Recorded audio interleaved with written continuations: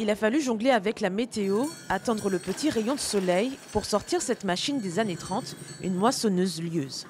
La lieuse, elle fauche, le blé tombe sur des tapis, ça monte dans des tapis roulants et ça vient ici avec un noueur. C'est le premier nœud qui a été fait dans les années 40.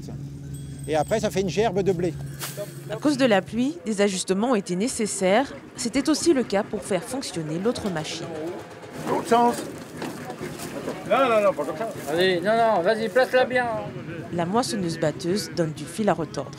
On a déjà des problèmes d'humidité, de trucs, et puis on a perdu un petit peu les habitudes. Donc tant qu'on reforme tout le monde, voilà, c'est pour ça qu'on a perdu un petit peu de temps, mais normalement ça va marcher. Après quelques tentatives, ce sera effectivement le cas, comme il y a 60 ans. On récoltait le blé l'été et la batteuse elle venait l'hiver dans toutes les fermes. Ils se déplaçaient un jour, 2 jours, ça dépend.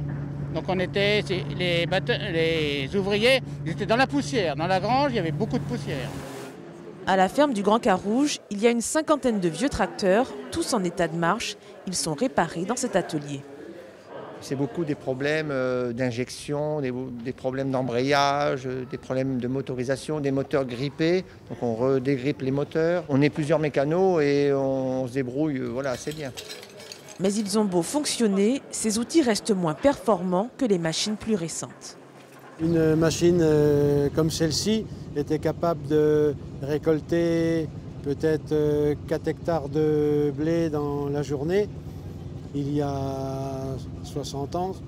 Et aujourd'hui, une machine qui travaille de la même manière, elle fait ça à l'heure pratiquement.